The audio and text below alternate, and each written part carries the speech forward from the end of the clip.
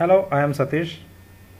WordPress డాష్బోర్డ్లోకి login అయిన తర్వాత అబౌట్ అస్ పేజ్ క్రియేట్ చేయడానికి పేజెస్లో యాడ్ న్యూ అనే ఆప్షన్ని క్లిక్ చేయాలి.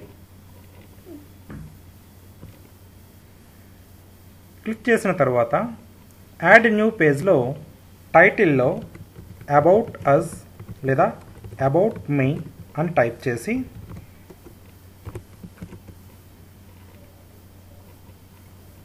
ఈ బాక్స్లో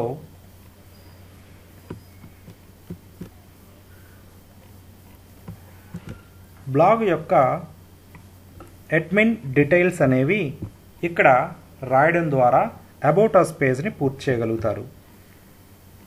సో ఇక్కడ ఎగ్జాంపుల్గా ఇక్కడ రాస్తున్నాను. ఈ ఎగ్జాంపుల్లో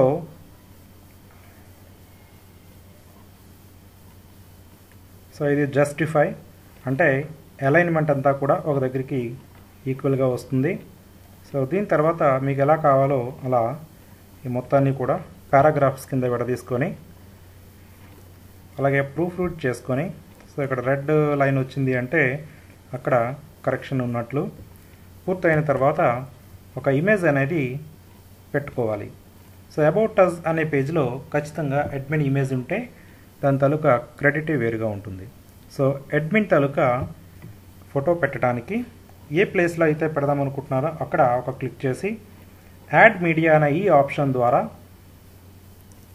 ఇమేజ్ని యాడ్ చేయాల్సి ఉంటుంది. సో మీడియాని క్లిక్ చేసిన తర్వాత దీంట్లో అప్లోడ్ ఫైల్స్, మీడియా లైబ్రరీ రెండు ఆప్షన్స్ మనకి అవైలబిలిటీలో ఉన్నాయి. సో అప్లోడ్ ఫైల్స్ అంటే మీ కంప్యూటర్లో ఉండే ఆ ఫొటోస్ని అప్లోడ్ చేయడానికి, మీడియా లైబ్రరీ అంటే ఆల్రెడీ అప్లోడ్ చేసిన ఇమేజెస్ అంటే బ్లాగ్లో అప్లోడ్ చేసిన ఇమేజెస్ అన్నీ ఇక్కడ మనకి కనిపిస్తాయి. సో కొత్తగా అప్లోడ్ చేయడానికి ఈ అప్లోడ్ ఫైల్స్లోకి వెళ్ళి సెలెక్ట్ ఫైల్స్ క్లిక్ చేయడం ద్వారా ఆ ఇమేజ్ ఎక్కడైతే ఉందో ఆ లొకేషన్కి వెళ్ళాల్సి ఉంటుంది. ఫర్ ఎగ్జాంపుల్ ఇక్కడ నా ఇమేజ్ పెడుతున్నాను. సో ఇక్కడ ఇమేజ్ అప్లోడ్ అవుతుంది. సో అప్లోడింగ్ కంప్లీట్ అయిన తర్వాత ఇక్కడ రైట్ సైడు ఈ ఇమేజ్కి కింద ఇమేజ్ యూఆర్ఎల్ అంటే బ్లాగ్ యూఆర్ఎల్ అలాగే టైటిల్, ఈ టైటిల్ని కాపీ చేసి ఖచ్చితంగా ఆల్ట్ టెక్స్ట్లో కూడా అది పేస్ట్ చేయండి. ఫైనల్గా మీడియా ఫైల్ అనే ఇక్కడ లింక్ టు అనే ఆప్షన్ దగ్గర నన్ను పెట్టుకోండి.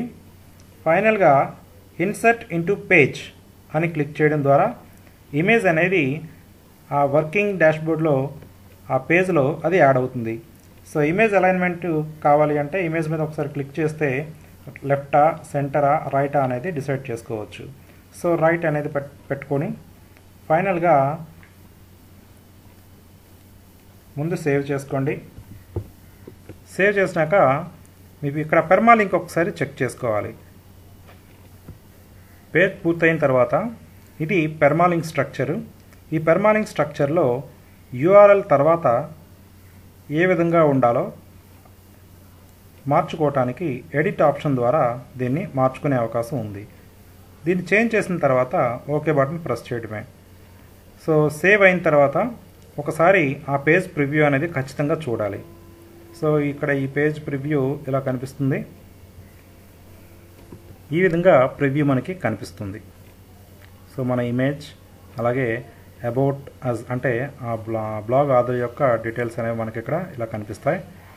సో ఇది సింపుల్గా చెప్పాలంటే అబౌట్ అస్ పేజ్ కింద చెప్పొచ్చు. Thank you for watching this video.